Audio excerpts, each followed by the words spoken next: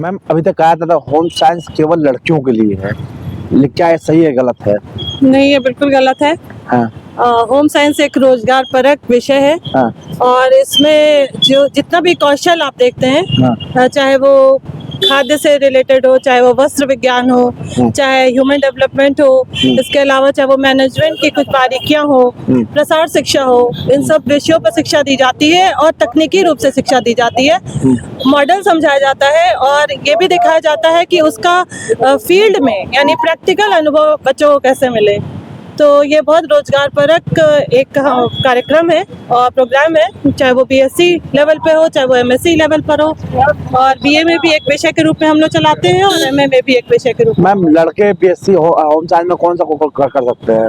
BSc home science पूरा एक cumulative course programme है। इसमें लड़के लड़कियां दोनों के लिए हम लोग ऑफर कर रहे हैं। बॉयज भी हैं हमारे पास, लड़कियां भी हैं। लड़कों की संख्या थोड़ी कम है लेकिन है।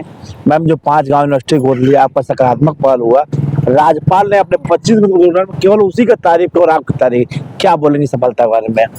चूंकि राज्यपाल महोदया एक बहुत दूरदर्शी और महिलाओं का विषय उनका बहुत अति प्रिय विषय है, स्पेशली जहाँ पर महिलाओं की कुछ समस्याओं की बात आती है, बच्चों की समस्याओं की बात आती है और ग्रामीण परिक्षेत्र में जो समस्याओं की बात आती है, तो आनंदीबेन पटेल जी जो हमारी महामहिम कुलाधिपति हैं, उनका ये शुरू से है कि किसी तरह विश्वविद्यालय जो है वो अपनी बातों को और अपने आप को कैसे ग्रामीण क्षेत्रों से जोड़े।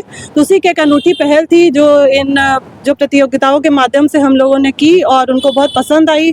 उन्होंने बच्चों की बहुत तारीफ की, उनको पारितोषिक दिया और इससे वो बहुत प्रसन्न हुई। तो इससे हमारा पूरा विश्वविद्यालय परिवार बहुत ज़्यादा खुशी और प्रसन्नता का अनुभव कर रहा है। मैम आपका डिपार्टमेंट भी जो है कर्मचारियों की समस्या की कमी से जूझ रहा है, कर्मचारी अध्यापक कम रिटायर होते गए, नई भर्ती नहीं हो रही है, क्या बोलेंगे इस मुद्दे पर? जी हाँ, बिल्कुल ये एक मुद्दा है और उसका हमारी कुलपति महोदय ने भी संज्ञान लिया हुआ है।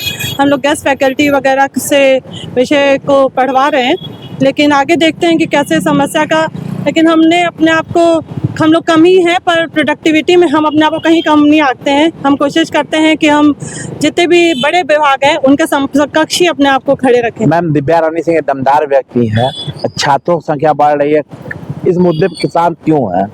नहीं, मैं शांत नहीं हूँ। इसमें अशांति फैलाने जैसी कोई बात ही नहीं है। ये एक ऐसा मुद्दा है जो एक महाराज जी में खाबा आप है, राज्यपाल भी आजकल पट्टी खाती है, फिर कर्मचारियों की समस्या विद्यालय जूझ रहा है, अध्यापक कमी से जूझ रहा है, उसका निदान कब तक होगा? देखिए, हर एक चीज की एक व्यवस्था होती है, इस पर एक तरीका है जिसमें हम लोग वर्कलोड कैलकुलेट करते हैं। बताया गया है वर्कलोड के बारे में और ये भी बताया गया है कि कितनों की आवश्यकता है। उसको चीजों को देखते हुए वित्त सबसे बड़ी एक समस्या होती है और वित्त पे हमारी सरकार और हम लोगों को राजी होना चाहिए। जहाँ जैसे ही वो समस्या या वो जो रोड़ा है वो खत्म होता है तो वो लोग उसकी अनुमति दे देते हैं।